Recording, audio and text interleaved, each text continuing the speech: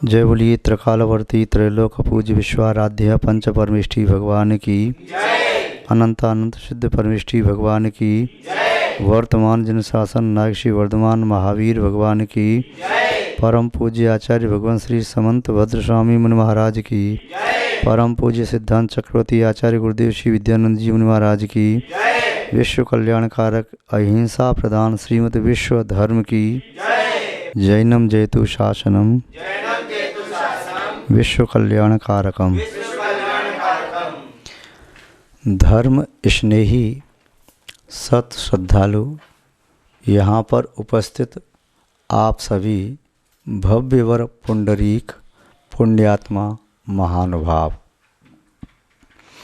रत्न करंडक श्रावकाचार्य की वाचना में विगत दिवस मंगल सूत्र के उपरांत प्रतिज्ञा वाक्य या संकल्प सूत्र को देखा था, जिसमें आचार्य महोदय ने कहा कि मैं ऐसे धर्म को कहता हूँ जो धर्म कर्म का निवारण करने वाला है, आत्मा से कर्मों को दूर करने वाला है और आत्मा को दुख के गर्त में से निकाल करके उत्तम शाश्वत सुख में स्थापित विराजमान करने वाला है। उस धर्म को मैं कहता हूँ, किंतु धर्म का स्वरूप नहीं बताया, वह धर्म है क्या। कर्म से निवारण करना, उत्तम सुख को देना, ये तो धर्म का फल हो गया, किंतु धर्म का स्वरूप क्या है। क्योंकि वर्तमान काल में अनेक प्रकार की व्याख्याएं धर्म के संबंध में प्राप्त होती हैं। किसी को कोई वस्तु धर्म के रूप में रुचिकर लगती है, कोई व्याख्या अच्छी लगती है, तो किसी को कोई दूसरी। और कई बार ऐसा भी होता है, धर्म की अनेक समुचित और समीचीन व्याख्याएं भी देखने को मिलती हैं। उनमें भले ही अर्थ भेद न हो, भाव भेद न हो, किंतु शब्द भेद तो प्राय करके प्राप्त होता है। जैसा कि कहीं कहते हैं, धम्मो दया विशुद्धो अहिंसा परमो धर्मः, धम्मो वत स्वभावो ऋण तेम च धम्मो उत्तम क्षमा दश धम्मो दश धर्म धम्मो धर्म। इसके साथ साथ सत्य को भी धर्म कहा, आचौर को भी धर्म कहा, दान पूजा आदि को भी धर्म कहा। तो धर्म की बहुत सारी व्याख्या समीचीन शास्त्रों में भी प्राप्त होती है। फिर यहाँ धर्म का स्वरूप आचार्य महोदय जो कह रहे थे कि जिस धर्म के माध्यम से कर्म का निवारण होता है, आत्मा उत्तम सुख में पहुँच जाती है, वह धर्म क्या यही धर्म है? इनमें से कौन सा धर्म है? तो इस संबंध में आचार्य महोदय की बात ही सुने कि उन्होंने जिस प्रकार का संकल्प सूत्र कहा कि ऐसा धर्म मैं कहूँगा, तो उनकी दृष्टि में वह कौन सा धर्म है जो धर्म आत्मा से कर्मों को अलग कर दे, आत्मा को कर्मों से मुक्त कर ले और आत्मा को उत्तम शाश्वत सुख में पहुँचा दे। यदि हमने उनकी बात को नहीं सुना, किसी और की बात को मान करके बैठ गए कि धर्म ये है, तो उस धर्म से आचार्य महोदय के द्वारा जो निर्देशित इष्ट स्थान है, उद्देश्य, उसकी पूर्ति शायद न हो सकेगी। तब आचार्य महोदय स्वयं ही धर्म के स्वरूप को यहाँ कह रहे हैं, जो उन्होंने केवली भगवंतों के माध्यम से, जो आराती आचार्यों के माध्यम से प्राप्त किया। न केवल प्राप्त किया, उसे अपनी अनुभव की कसौटी पर कस करके परख लिया और उनकी आत्मा के प्रत्येक प्रदेश ने स्वीकार कर लिया कि धर्म का स्वरूप यही है। क्यों स्वीकार किया, तो उसका भी वे स्वयं कारण बताएंगे कि उन्होंने धर्म इसे ही क्यों कहा, किसी और को क्यों नहीं कहा। तो उनके शब्दों में देख रहे हैं कि आखिर में वो धर्म कहते किसे हैं, उसके बाद ही धर्म के संबंध में विवक्षाएँ, व्याख्याएँ और ऊहापोह अथवा यहें प्रकट की जा सकती हैं। तो पहले देखते हैं, सदृष्टि ज्ञान वृत्तानि धर्मम धर्मेश्वरा विदुः यदीय प्रत्यनीकानि भवन्ति भव पद्धति। यहाँ आचार्य महोदय कह रहे हैं, सत माने जिसका अस्तित्व है, अथवा सत माने जो समीचीन है, अथवा सत माने जो समीचीन का आधार है, अथवा सत माने ज्यों का त्यों। ये सत शब्द के अर्थ होते हैं, इसमें लगाया दृष्टि। तो समीचीन दृष्टि या अस्तित्व मूलक दृष्टि अथवा समग्रता को प्राप्त करने की दृष्टि अथवा वस्तु का स्वरूप जैसा है ज्यों का त्यों ग्रहण करने की दृष्टि, वह सदृष्टि है। वैसे तो सत शब्द ये विशेषण है, अब दृष्टि के साथ लगाया है, किंतु ज्ञान और वृत्ति के बीच में कुछ गैप नहीं दिया, तीनों शब्दों को एक मान लिया है, इसलिए सत शब्द का विशेषण तीनों में ही आरोपित होगा। क्योंकि ये सत शब्द आदि दीपक की तरह से उद्योतन करा, ये अपने प्रकाश को तीनों शब्दों में ये अंतर्निहित कर रहा है। सत शब्द की विशेषता तीनों में जाना चाहिए, यानी सत दृष्टि, सत ज्ञान और सत वृत्त। अब दृष्टि क्या, तो दृष्टि का अर्थ होता है निगाह, नज़र या देखना, या अन्य शब्दों में कहें लुकना। तो ये लुक शब्द, देखना शब्द, निहारना शब्द, एक शब्द दृष्टि के इर्द गिर्द अपना अर्थ ध्वनित करते हैं। तो दृष्टि एक कार्य है, ये किसी का कार्य है, किसी का वस्तुत्व गुण है। किसका वस्तुत्व गुण है, किसका कार्य है, उसे पहले समझें। तो ये है दृग का वस्तुत्व गुण। दृग नेत्र, दृग की प्रवृत्ति ही दृष्टि है, किंतु ये दृग की प्रवृत्ति दृष्टि है, तो दृष्टि कहाँ प्रवृत्त होती है, इसका विषय क्या है, तो इसका विषय है दृश्य। ये दृग प्रवृत्ति दृष्टि है, ये दृष्टि प्रवृत्त होती है, दृग की जो क्षमता है वह दृश्य में जाती है, दृश्य में जाती है दृष्टि, देखने वाली दृग। तो जिसके पास दृग है, दृष्टि है, दृश्य है, वह कौन है, वह है दृष्टा। दृष्टा के पास दृष्टि भी है, दृष्टा के पास दृग भी है, दृष्टा के पास स्वयं का अपना दृश्य भी है, पर दृश्य को न देखे, अंतरंग को देखे। अथवा संसार में जो भी पदार्थ हैं चेतन और अचेतन, उनको ज्यों की त्यों बस देख ले, क्योंकि ज्यों की त्यों देख लेगा तो जान भी लेगा, क्योंकि देखना कभी अकेला नहीं होता बिना जाने के। तो दृष्टि सम्यक होती है तो ज्ञान भी सम्यक हो जाता है। इससे क्या लाभ हुआ, हमने मान लिया ये ऐसा है और जान भी लिया ऐसा है, तो जैसा मान लिया जान लिया उसकी वैसी प्रवृत्ति हो रही है, तो आपको विकल्प नहीं आएगा। जैसे किसी वस्तु को आपने शाश्वत मान लिया, किंतु वो वस्तु नष्ट हो गई, तो आपको विकल्प आएगा, दुख होगा।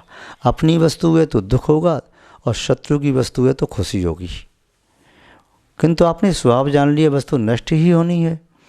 ओस की बूंद अंकुरों पर चमकती हुई वह देवतुल्य मुक्ता की आभा को प्रदर्शित कर रही थी। उसे देख करके मन आनंदित हो रहा था, रंजायमान हो रहा था। लग तो ये रहा था ये ओश के मोती, इनकी आभा, चमक और कांति मेरे चित्त को आह्लादित कर रही है, आकृष्ट कर रही है। ये सुचिर काल तक ऐसे ही रहेंगे। नहीं जान था कि ओस के बिंदु ये सूर्य का उदय होते ही नष्ट हो जाएंगे। सूर्य का उदय होते ही और उनकी कांति द्युति बढ़ने लगी, किंतु देखते देखते हुए ओश के बिंदु नष्ट हो गए, तो दुख हो गया। यदि दृष्टि यथार्थ होती कि तो नश्वर है, नष्ट ही हो जाएंगे, तो उसे दुख नहीं होता। तो जिसके बारे में हम जान लेते हैं इसका ऐसा स्वभाव है, तो फिर दुख नहीं होता और न ही उसमें सुख की कल्पना स्थापित की जा सकती है। तो दृष्टि जो समीचीन होती है, चाहे जीव द्रव्य के संबंध में, अजीव द्रव्य के संबंध में, और चाहे अजीव में से पुद्गल, धर्म, अधर्म, आकाश और काल के संबंध में, चाहे किसी पर्याय के संबंध में, यदि दृष्टि हमारी जब तक सम्यक नहीं है, सत नहीं है, असत है, तो असत दृष्टि से सत्य की प्राप्ति नहीं की जा सकती। जिसकी दृष्टि ये है कि नारियल के ऊपर के वक्कल में तेल निकलता है, तो अंदर वाले गोले को फेंक देगा, नारियल के छिलके को पेलने लगेगा, तो उसकी दृष्टि असत दृष्टि हो गई। उसे सत दृष्टि मालूम चल जाए कि नारियल का वक्कल तो फेंकने योग्य है, अंदर वाला जो गोला है उसमें से तेल निकलता है तो उसे ग्रहण कर लेगा। अब कोई उसके वक्कल को उठा करके ले जाए तो रोएगा नहीं, वो तो फेंकना था मुझे। और जैसे ये असत दृष्टि है कि नारियल के छिलके में तेल निकलेगा, अंदर वाली तो गुठली उसे फेंक दो। जैसे आम की गुठली फेंक देते हैं तो ऐसे गुठली फेंक दो, जामुन की गुठली फेंक देते हैं ऐसे गुठली को फेंक दो, या वेर की गुठली फेंक देते हैं तो ऐसे गुठली मान के फेंक देगा तो दुखी होगा कि इसमें से बक्कल में थे तेल नहीं निकल रहा। बादाम का छिलका है या नारियल का छिलका है या चने का छिलका है या कोई और छिलका है, तो उसे जब सम्यक दृष्टि प्राप्त हो जाएगी, सदृष्टि प्राप्त होगी, तो वह उस अनावश्यक वस्तु के नष्ट होने पर दुख नहीं होगा। उसे कहेगा इसे छोड़ करके ही मुझे सत्य की प्राप्ति होगी। वह बक्कल को स्वयं तोड़ देगा, कोई और तोड़ देता तो अच्छा कर रहे तुमने इस बक्कल को तोड़ दिया, मुझे तो अंदर वाला चाहिए, बाहर वाला नहीं चाहिए। तो सदृष्टि के साथ ही सत ज्ञान अविनाभावी रूप से जुड़ा होता है। वह सामान्य सत्तावलोकन समीचीन रूप से करता है तो उसके साथ ही उसे अवान्तर सत्ता के माध्यम से ज्ञान भी होता है। तो सदृष्टि ज्ञान वृत्तानि, यहाँ पर समीचीन दृष्टि, समीचीन ज्ञान और समीचीन आचरण, क्रिया, व्रत। व्रत विरक्ति से बना हुआ शब्द है। किससे विरक्ति? संसार के कारणों से विरक्ति का नाम है व्रत। संसार के कारण क्या हैं? विषय कसाय, और एक शब्द में कहें तो पाप, हिंसादि पाप। क्योंकि विषय कसाई भी 5 पापों का अर्जन करने वाले हैं। इन 5 पापों से विरक्ति का नाम हो गया व्रत। तो धर्मम, आचार्य महोदय कह रहे हैं समीचीन दृष्टि, समीचीन ज्ञान और समीचीन चर्या आचरण व्रत ही धर्म है। ऐसा किसने कहा? आचार्य महोदय पाप भीरू हैं, वो ये नहीं कह रहे कि मैं केवली बनेगा, सर्वज्ञ बनेगा तो मैं कह रहा हूँ। तो फिर किसने कहा? धर्मेश्वरा। वो ये भी नहीं करे कि धर्म के ईश्वर ने कहा। फिर धर्मेश्वरा विदुहु, धर्म के ईश्वर जो थे तीर्थंकर, उन्होंने इसे धर्म जाना है। उन्होंने धर्म इसे जाना है, इसलिए उनकी अंतरात्मा से सर्वांग से निश्चित हुआ। यदि वे इस रूप धर्म को नहीं जानते तो वे स्वयं आचरण नहीं करते। आचरण नहीं करते तो उनकी आत्मा से धर्म भी निकलता नहीं। इसका आशय विदुहु, जान लिया। किसने जान लिया? धर्मेश्वरा, जो धर्म के ईश्वर हैं, धर्म के प्रवर्तक हैं। तो धर्म के ईश्वर, धर्म के प्रवर्तक, धर्म के संचालक तीर्थंकर प्रभु होते। जब तीर्थंकर प्रभु ने धर्म को जान लिया, मान लिया, धारण कर लिया और धर्म के फल को प्राप्त कर लिया, अयोग केवली अवस्था तक पहुंच रहे हैं, सिद्ध भी बनेंगे। तो शयोग केवली अवस्था में सब कुछ जान लिया, देख लिया, अनंत सुख को प्राप्त कर लिया। उन्होंने देख लिया इसी धर्म के माध्यम से आत्मा अनंत सुख को प्राप्त करती है।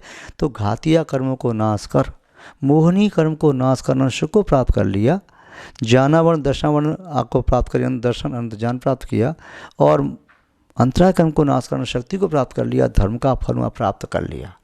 तो तब उन्होंने कहा कि तीर्थंकर भगवान ने भी जाना था सम्यक दर्शन, सम्यक ज्ञान, सम्यक 3 ही धर्म हैं।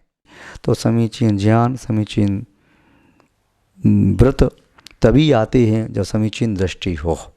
तो समीचीन दृष्टि अति आवश्यक है। आदि दीपक माना, जैसे उत्तम क्षमादि धर्म कहते हैं, उत्तम क्षमा, मार्दव, वार्जव, शौच, सत्य, संयम, तप, त्याग, आकिंचन्य, ब्रह्मचर्य, ये धर्म। तो यहाँ पर धर्म शब्द है, ये अंत्यदीपक है। उत्तम शब्द है, आदि दीपक है। जैसे सम्यक दर्शन ज्ञान छात्राणी, तो सम्यक ये आदि दीपक है, सूत्र में कहा। तो यहाँ सत आदि दीपक है, इसका प्रकाश जा रहा है। अब तीर्थंकरों ने जान लिया, उन्होंने धर्म को धारण भी कर लिया, उसके फल को भी प्राप्त कर लिया। यदि अभी हमारी सामर्थ्य नहीं है तो फिर क्या हानि है? क्या हानि है धर्म को हम प्राप्त न करें? तो कहा कि यदि यह प्रत्यनीकानि दृष्टि सदृष्टि ज्ञान वृत्तानि, यदि यह प्रत्यनीकानि सदृष्टि ज्ञान के विपरीत, यानी असद दृष्टि ज्ञान और व्रत, यानी असद दृष्टि, असद ज्ञान, असद व्रत, यदि यह प्रत्यनी इमानी कानी विपरीत जो हैं, इसके प्रति विपरीत प्रतिकूल हैं, क्या? मिथ्या दर्शन, मिथ्या ज्ञान और मिथ्या चारित्र। भवंती भव पद्धति, ये तीनों संसार के कारण होते हैं। ये तीन होंगे तो संसार में सुखदय प्रवृत्ति की जा सकती है, अनंत काल तक भ्रमण किया जा सकता है।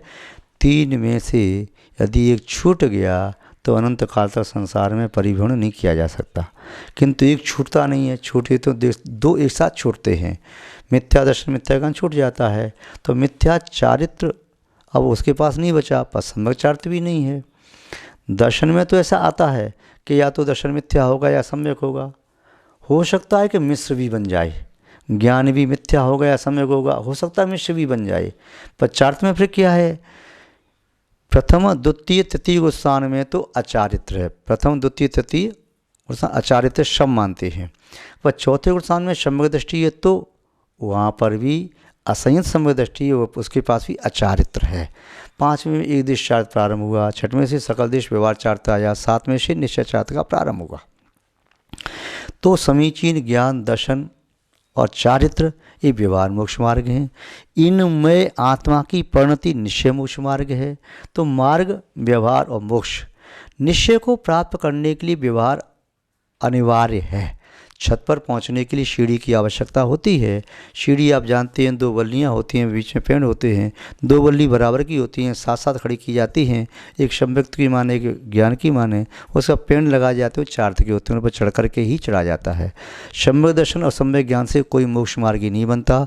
सम्यक दर्शन और ज्ञान से मोक्ष मार्ग कैसे नहीं बनते? जैसे दो बल्लियों से कोई छत पर नहीं पहुंच पाता, पेड़ लगना जरूरी है, ऐसे ही मोक्ष मार्ग कर्म भूमि में प्रारंभ होता है, भोग भूमि में, स्वर्ग में, नरक में, और ढाई द्वीप के बाद मोक्ष मार्ग नहीं है। और जहाँ पर है तो वह त्रंचों के लिए स्वयं पर्वत पर बताया कि वे देशवती जैसे होते हैं और वे वहाँ से स्वर्ग आदि व्यवस्था प्राप्त करते हैं। तो महानुभाव, ये आचार्य महोदय कह रहे हैं कि तीर्थंकर प्रभु ने जाना है सम्यक दर्शन, सम्यक ज्ञान, सम्यक मोक्ष मार्ग है और यही धर्म है। इसके विपरीत संसार मार्ग है। सीधे सीधे चलोगे तो मोक्ष मार्ग में, बैक होगे तो संसार मार्ग में, फिर बैक होगे तो मोक्ष मार्ग में। तो अब जैसे संसार मार्ग में चल रहे थे, अब उल्टा चलना प्रारंभ कर दें तो मोक्ष मार्गी हो जाएंगे, असंसार मार्गी। तो ये आचार्य महोदय ने धर्म का स्वरूप बताया, जिस धर्म के माध्यम से कर्मों का निवारण होता है, उत्तम सुख की प्राप्ति होती है। तो उस धर्म को स्वीकार करें, उस धर्म को प्राप्त करें, उसके उपरांत ही हम अपनी आत्मा को परमात्मा बनाने में समर्थ हो सकेंगे। आज बस इतना ही। जय बोलिए श्री शांतनाथ भगवान की, परम पूज्य आचार्य गुरुदेव श्री विद्यानंद जी महाराज की, अहिंसामय विश्व धर्म की।